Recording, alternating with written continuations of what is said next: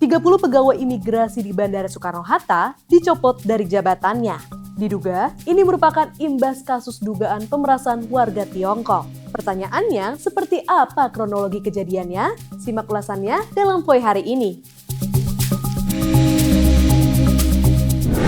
Kedutaan Besar Republik Rakyat Tiongkok mengirimkan surat kepada Kementerian Luar Negeri Indonesia terkait dugaan pemerasan yang dilakukan di Bandara Soekarno-Hatta. Surat tertanggal 21 Januari 2025 memuat laporan 44 kasus dugaan pemerasan terhadap WNA Cina yang terjadi antara bulan Februari 2024 sampai Januari 2025. Kedubes RRT menyebutkan bahwa mereka telah menyelesaikan sedikitnya 44 kasus pemerasan dengan total uang sekitar Rp32.750.000 yang sudah dikembalikan kepada lebih dari 60 WNI Cina. Namun, Kedubes RRT mengungkapkan jumlah tersebut hanyalah sebagian kecil saja karena banyak WNI Tiongkok yang tidak mengajukan pengaduan karena sejumlah alasan, salah satunya takut. Selain itu, Kedubes RRT juga meminta pemerintah untuk menegaskan larangan pemberian tip kepada agen travel Tiongkok.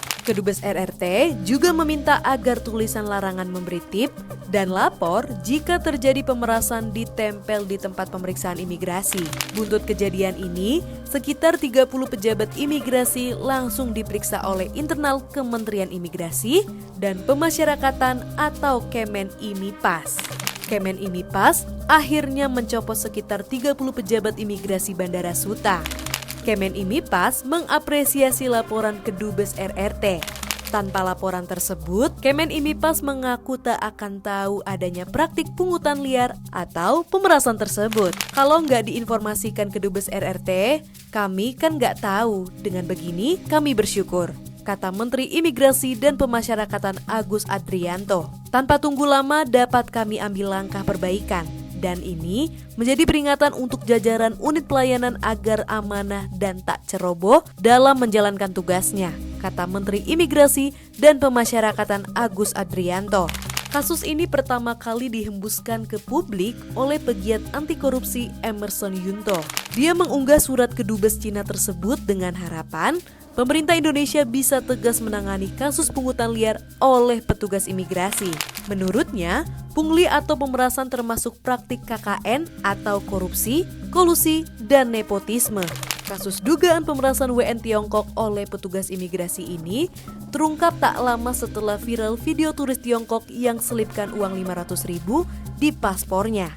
Diduga sebagai pelicin agar barang bawaannya tak perlu melalui pemeriksaan fisik. Video itu diunggah pada 16 Januari 2025. Pasca viral, turis Tiongkok tersebut membuat video permintaan maaf dan berdalih bahwa uang 500.000 tersebut untuk membayar visanya di Indonesia. Turis asal Tiongkok itu akhirnya dideportasi. Sebenarnya kasus dugaan pungli atau pemerasan petugas imigrasi tak hanya 1 atau 2 kali terjadi.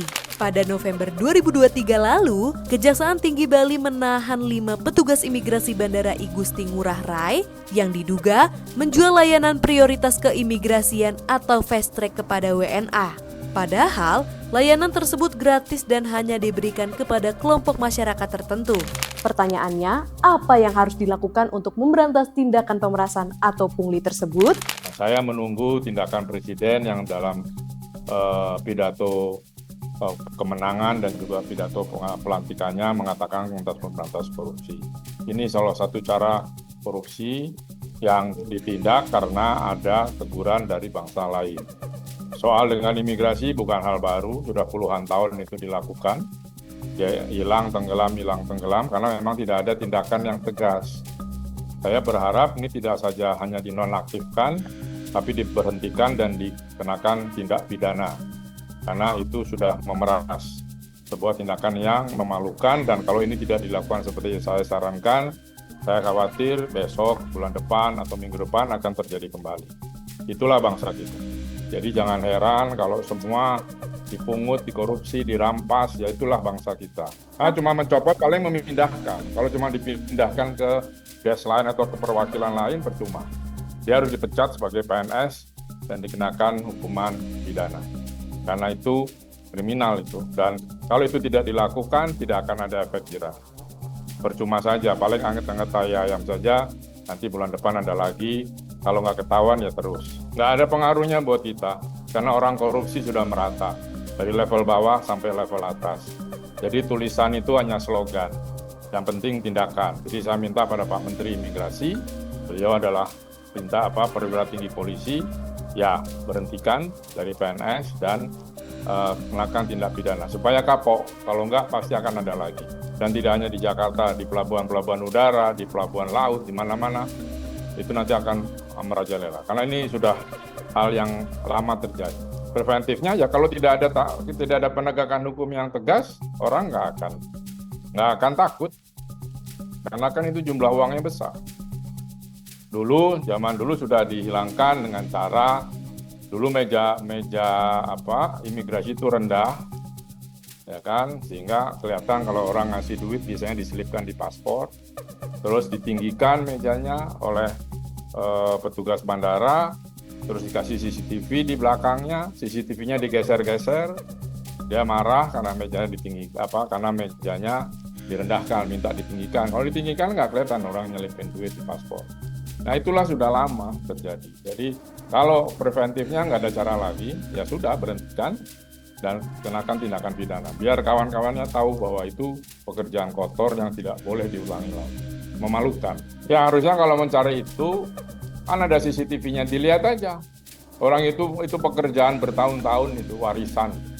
Ya kan? Jadi kalau dibilang itu hoax, ya terserah saja. Yang penting kan kejadian betul.